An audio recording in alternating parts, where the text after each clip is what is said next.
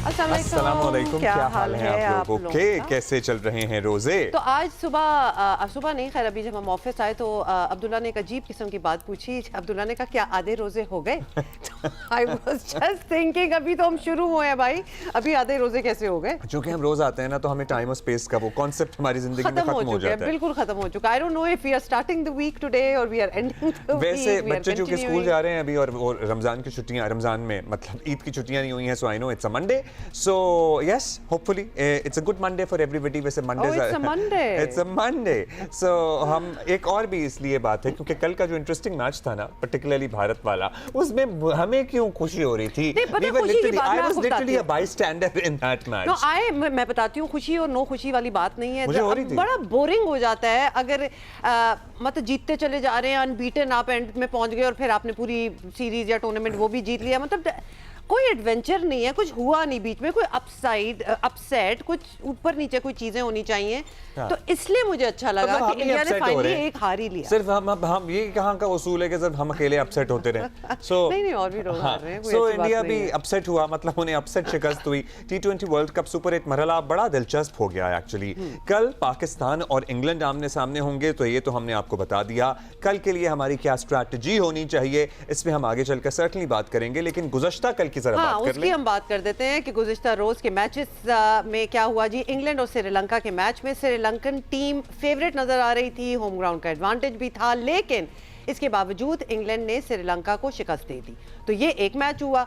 अब आपको दूसरे के बताते हैं। और दूसरा मैच था अहमदाबाद इंडिया और साउथ अफ्रीका के दरमियान। और इंडिया भी ऑन पेपर आपको पता है कि बड़ी मजबूत टीम है, और over the past couple of years भी हम देख रहे हैं and not on paper, not so much on paper, also on the ground as well. So they are very tough team. लेकिन फुर्तीज ने भारत को 76 रन के भारी मार्जिन से शिकस्त दी। और वो जो एक ओवर में 3 विकेटें गिरी थी ना, उसके बाद वैसे ही अंदर दिल में ख्वाहिश आ गई थी कि अगर अंडर 100 ही इंडिया आउट हो जाए, ऑल आउट हो जाए, और वो सूरत हाल बन भी सकती थी, लेकिन फिर वो कैच ड्रॉप हो गया। Yes. तो 76 रन के भारी मार्जिन से शिकस्त दे दी प्रोटियाज ने इंडिया को, जिसने इंडिया के नेट रन रेट पर काफी नेगेटिव असर डाला है। अच्छा, ये भी उनका भी हो गया। अब कल होने वाले 2 मैचेस ने एक बात तो वाजे कर दी है कि इवेंट में कोई भी टीम फेवरेट नहीं है, because you can root for one team, but in the end अब श्रीलंका के लिए होम ग्राउंड था उनका, बड़ा उम्मीद थी कि वो जीत जाएंगे। इंडिया का भी होम ग्राउंड, और दोनों अपने होम ग्राउंड पे नहीं जीते। दोनों होस्ट टीमें, मेजबान टीमें, और दोनों अपने होम ग्राउंड पे एज यू सेड नहीं जीते। लेकिन हमारी खुशी से आपको लग रहा होगा कि हम कह रहे हैं कि हमारा बड़ा चांस है। देखिए, हमारा हमेशा चांस होता है। We are never going to take away from the fact कि हम 0 to 100 भी आए हुए हैं, हम ऊपर नीचे होते रहते हैं, और ख़ास तौर पे जब हम अंडरडॉग हो जाते हैं ना, बिल्कुल, तो फिर तो एक बहुत फाइटिंग चांस हमें मिल जाता है। सो हमने इस किस्म की चीज़ें बड़ी देखी हुई हैं, की हुई हैं। So you never know where Pakistan का आपने बिल्कुल ठीक कहा कि हमारा हमेशा चांस होता है। पाकिस्तान का ग्रुप 2 अभी ओपन हो गया है। कल पाकिस्तान और इंग्लैंड पालकेले में आमने सामने होंगे।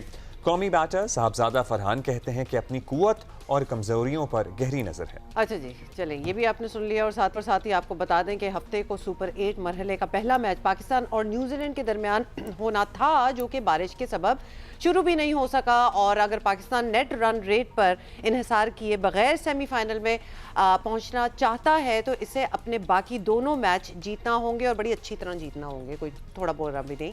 तो कल है हमारा, कल है हमारा इंग्लैंड के साथ मैच है हमारा पालकेले में। इन दोनों फतूहात की सूरत में पाकिस्तान के पास होंगे इंशाअल्लाह 5 पॉइंट्स, और सेमीफाइनल में रसाई तकरीबन हमारी यकीनी हो जाएगी। दूसरी सूरत में अगर पाकिस्तान एक मैच जीतता है और एक हारता है, तो फिर इसकी किस्मत का फैसला दीगर मैचेस के नताइज और नेट रन रेट पर ही होगा। जब हमारे साथ ऐसा होता है, फिर हम ये कहते हैं ना कि अगर वो उससे हार गया और इतने से हार गया, और फिर हम अपने आप को छोड़ के इर्द-गिर्द सारों के मैचेस देखना स्टार्ट हो जाते हैं, ये वो वाली सिनेरियो। लेकिन अगले 2 मैचेस में शिकस्त हुई तो पाकिस्तान सिर्फ 1 पॉइंट के साथ टूर्नामेंट से बाहर हो जाएगा। सो तीसरा सिनेरियो भी हमने आपको बता दिया। न्यूजीलैंड अगर दोनों मैचेस खुदा न खास्ता हार गए, वो तो है ही है। न्यूजीलैंड के खिलाफ मैच मनसूख होने के बाद अब हर मुकाबला नॉकआउट की हैसियत इख्तियार हमारे लिए कर चुका है। तमाम सूरत हाल इस बात पर मुनहसर है कि श्रीलंका में मजीद बारिश ना हो, वरना पाकिस्तान के लिए फिर मुश्किलात कितनी कॉम्प्लिकेटेड कर दी है जिंदगी ये क्रिकेट में। राशिद भाई हमारे साथ हैं। राशिद भाई हमारे साथ हैं और सुहेल इमरान भी हमारे साथ हैं। हम फिर मगर पे आ गए हैं और नहीं, हम जरा मौसम पूछ लें कल के मैच के लिए। पहले सुहेल इमरान से मौसम पूछ लेते हैं, क्योंकि इतने दिनों से सुहेल इमरान हम आपसे बात कर रहे हैं, आज आप कैंडी से हमें ज्वाइन कर रहे हैं। हमने इस तरह धूप आपके पीछे कभी नहीं देखी जो इस वक्त हमें नजर आ रही है। अस्सलाम वालेकुम, बहुत शुक्रिया। आपने वाकई धूप इस तरह की नहीं देखी और मुझे इसका एहसास जो है वो मैं बता नहीं सकता कि मैं पिछले 10-5-7 मिनट से खड़ा हूँ, खड़ा नहीं हुआ जा रहा है, इतनी तेज धूप है। ज्यादा ही हो गया, सॉरी। और पिछले 3-4 घंटों से बिल्कुल इसी तरह, जब सुबह हम ट्रेनिंग के लिए आए थे पाकिस्तान टीम के कवर करने के लिए, उस वक्त थोड़े से बादल छू थे, लेकिन अभी आप देख सकते हैं बैकग्राउंड पर बिल्कुल क्लियर वेदर है। और कल भी कुछ इसी तरह की प्रेडिक्शन की गई है कि बारिश अगले 3 से 4 रोज उस तरह की नहीं है जिस तरह पिछले 5-6 रोज यहाँ पर हुई है। बहुत ज्यादा मूसलाधार बारिश भी होती रही है, तूफानी बारिश होती रही है। हमने जब वापस आ रहे थे इस तरफ तो दरख्त भी गिरे हुए थे, खासा यहाँ पर रहा। लेकिन अब अगले 3 से 4 रोज जो है वो बड़ी अच्छी वेदर की प्रेडिक्शन की गई है और इससे लग रहा है कि पाकिस्तान को मुकम्मल पूरे 2 मैचेस यहाँ पर मिलेंगे खेलने के लिए और उनमें पाकिस्तान को अच्छा भी करना पड़ेगा। कोलंबो के वेदर से, कोलंबो की कंडीशन से यहाँ पर कंडीशन भी मुख्तलिफ है और यही वजह है कि उस कंडीशन को सामने रखते हुए कुछ चेंजेस के बारे में भी सोचा जा रहा है। लेकिन अभी कुछ देर पहले पाकिस्तान टीम यहाँ से रवाना हुई अपना ट्रेनिंग सेशन मुकम्मल करने के बाद पालेकल इंटरनेशनल स्टेडियम से होटल की जानब। फिर उनकी शाम के औकात में मीटिंग है और उसमें कुछ फैसला किया जा सकता है कि कल अगर वेदर इसी तरह का रहता है तो किस कॉम्बिनेशन के साथ जाना चाहिए। लेकिन लग ऐसे रहा है जो कॉम्बिनेशन यहाँ पर हमने देखा नेट्स पर, जिस तरह शाहीन अफरीदी और सलमान मिर्जा और उसके साथ साथ फखर जमान, साइम अयूब, इनके ऊपर बहुत ज्यादा तवज्जो दी गई। उन्होंने लंबे सेशन किए यहाँ पर पालेकल स्टेडियम में। अच्छा, अब अबरार का कुछ पता लग सका आपको? Would he be playing tomorrow, Suhail?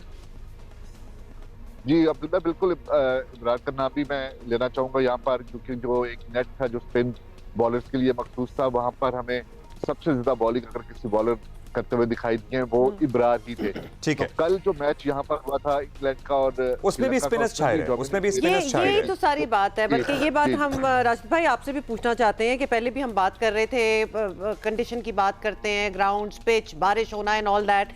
मतलब हम देख रहे हैं कि स्पिनर्स की गेम है बेसिकली। ज्यादातर तो जो मैचेस जीत रहे हैं वो कमाल स्पिनर्स, पर्टिकुलरली लास्ट 2 मैचेस। अगर हम देख लें इंग्लैंड वर्सेस श्रीलंका, अगर उसी को देख लें सिर्फ, तो कमाल तो स्पिनर्स का ही था उसमें। जी, कल का मैच अगर देखते हैं तो स्पिनर्स ने डोमिनेट किया है, चाहे वो श्रीलंका के हों चाहे वो इंग्लैंड के हों। लेकिन यहाँ पे अच्छा तेज बॉलर भी कामयाब होता है, जैसे जोफ्रा आर्चर है, तेज बॉलर 140 प्लस करता है। तो हमारे पास भी 2 हैं लेकिन वो परफॉर्म नहीं कर रहे, एक तो खेल नहीं रहे नसीब क्या, दूसरा शाहीन ने परफॉर्म नहीं किया हुआ। इन दोनों में से एक को खेलना चाहिए। बहुत ज्यादा स्पिनर्स होने चाहिए कल के, जिस तरह कल का मैच देखा है। इसमें देखें slow left arm fast bowler जो हमारे पास, स्लो तो नहीं है, मतलब मीडियम पेसर फहीम अशरफ हैं या सलमान है, वो वेरी करते हैं बॉल को। लेकिन यहाँ पे एक तेज बॉलर चाहिए होगा, लेकिन हमें ज्यादा फोकस अपने स्पिनर्स को भी करना पड़ेगा। अबरार को खेलना, अब लास्ट मैच मोस्टली यही होता है कि जब लास्ट मैच जो खेले होते हैं वही टीम खेल रही थी, एक फखर जमान की चेंज भी है। लेकिन मैं समझता हूँ इंग्लैंड के खिलाफ जो कि स्ट्रगल करते हैं स्पिनर्स पे, जो कि लेफ्ट आर्म स्पिनर पे भी किया उन्होंने, राइट आर्म लेग स्पिनर पे भी किया, और मिस्ट्री स्पिनर होना चाहिए क्योंकि इंग्लैंड की मिडिल ओवर वो अच्छा खेलते हैं। नो डाउट अगर पावर प्ले देखें बहुत अच्छा नजर नहीं आएगा आपको, लेकिन मिडिल ओवर में उनका अच्छा खेल लेते हैं। विल जैक अच्छा खेल लेता है नीचे से आके, हैरी ब्रूक है उनके पास, बैथल है, बेंटन है। तो यहाँ पे कंट्रोल करने के लिए सिर्फ एक स्पिनर जो है स्पेशलिस्ट वो है उस्मान तारिक। यहाँ पे अबरार अगर दूसरे एंड से आएंगे तो फर्क जरूर पड़ेगा। जहाँ तक इंग्लैंड के बॉलिंग का ताल्लुक है, उनके पास भी 6 पूरे बॉलर हैं, 3 स्पिनर हैं, 3 पेसर हैं। सैम करन ने कल बॉलिंग नहीं की, वो भी एक अच्छे बॉलर है, स्विंग करते हैं, बैटिंग बीच में अच्छी कर लेते हैं। विल जैक अच्छे ऑफ स्पिनर है। तो अभी तक देखने में यही है कि इंग्लैंड ने तीनों मैच जो हम जीते हैं वो स्ट्रगल किए हैं। हालांकि एक मैच इटली से उन्होंने जीता है, थोड़ा सा मुश्किल हो गई थी, एक नेपाल से जीता है, और कल का मैच तो बहुत मुश्किल था। कैप्टनसी और कैलकुलेशन इनकी अच्छी लग रही है, बहुत अच्छी क्रिकेट नहीं खेल रही, लेकिन इस वक्त भी वो डेंजरस टीम लग रही है। सर्टनली डेंजरस टीम लग रही है। उसके लिए जाहिर है हमें क्या तैयारी करनी है वो अहम सवाल है and that remains the question. अब अच्छा हमें भी कोई सुहेल भाई से जरा बात करने।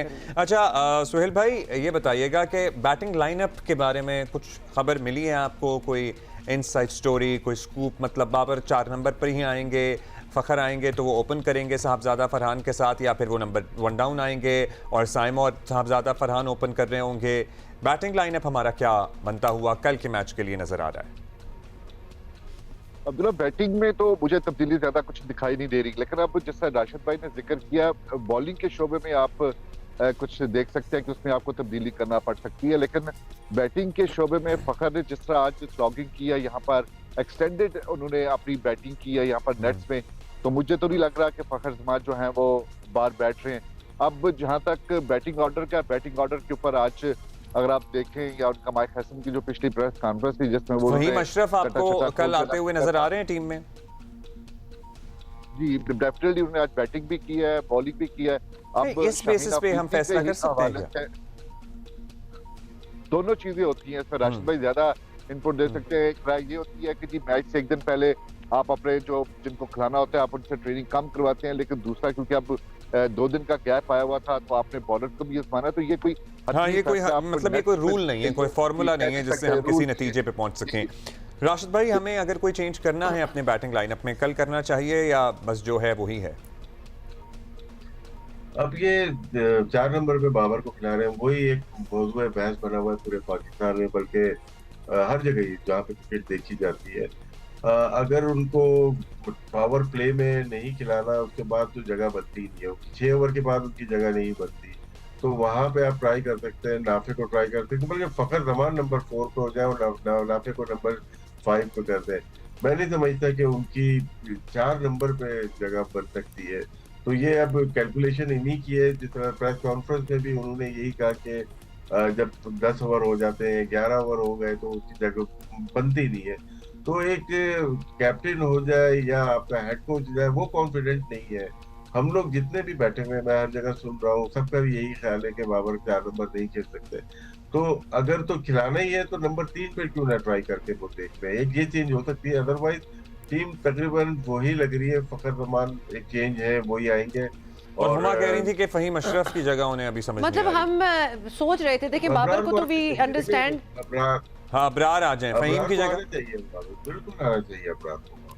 तो ये changes when will these changes be announced? मतलब कल तो से पहले बिल्कुल ही राइट बिफोर द मैच ही होगा, प्लेइंग 11 अनाउंस करते हैं। कल मैच से पहले देखेंगे, जैसे सोहेल भाई ने कहा, तो प्रैक्टिस में आपको नेक्स्ट डे मैच का पता चल जाता है, आइडिया हो जाता है कि कौन खेल रहा है, कौन प्लेइंग 11 में।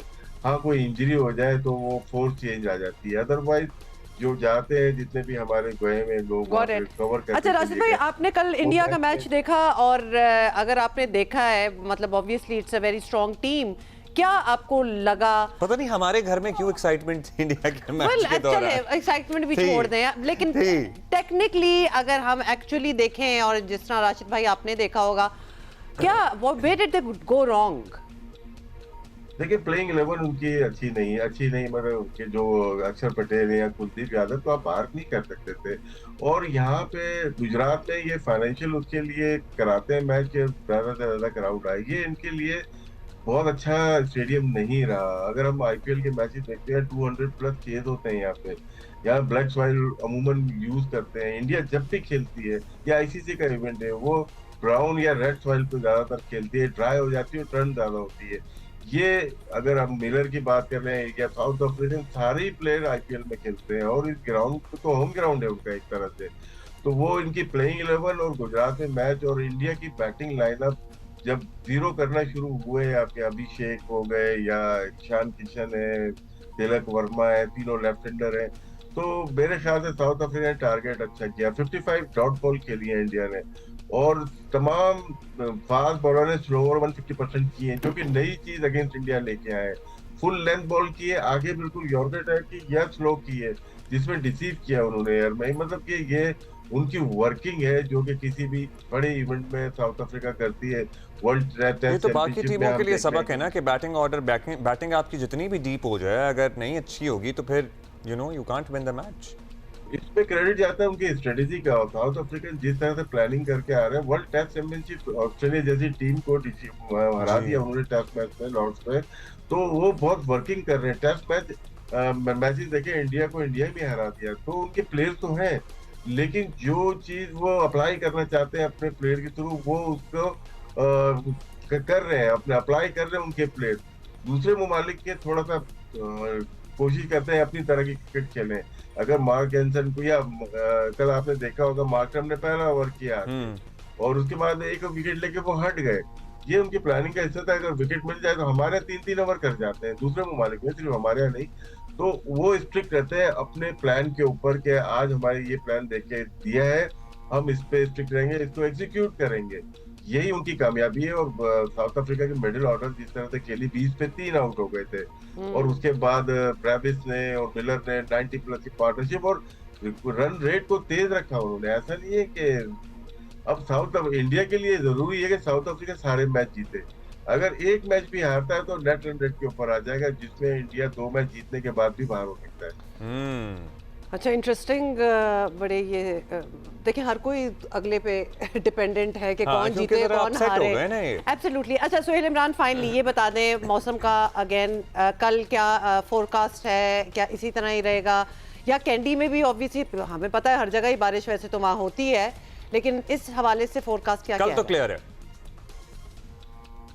जी अब्दुल्ला रहमान, कल भी कुछ इसी तरह का वेदर एरिया की प्रेडिक्शन है, लेकिन यहाँ पर कुछ कहा नहीं जा सकता हादसी तौर पर। शाम के औकात में ज्यादा बादल आ जाते हैं। कल मैच मुकम्मल हुआ था, पहले सारा दिन यहाँ पर कैंडी में हल्की ड्रिजलिंग होती रही, पासिंग शावर भी थे, बहुत ज्यादा मैच हुआ, मुकम्मल हुआ। लेकिन अब जो ही मैच खत्म हुआ और उसके बाद बारिश का सिलसिला शुरू हो गया और रात के तक यहाँ पर हल्की ड्रिजल जो है वो जारी रहती। लेकिन जब से हम सुबह से यहाँ पर मौजूद है, या इससे पहले भी जब हम अपनी रिहाइशगाह से यहाँ पर आ रहे थे, तो बिल्कुल इसी तरह का वेदर है, क्लियर ब्लू स्काई। और कल परसों और आगे 28 जब यहाँ पर आखिरी मैच है, अगले 3 से 4 रोज तब तक ऐसा ही वेदर एक्सपेक्टेड है। बहुत शुक्रिया आपका सोहेल, बहुत शुक्रिया आपका राशिद भाई। एंड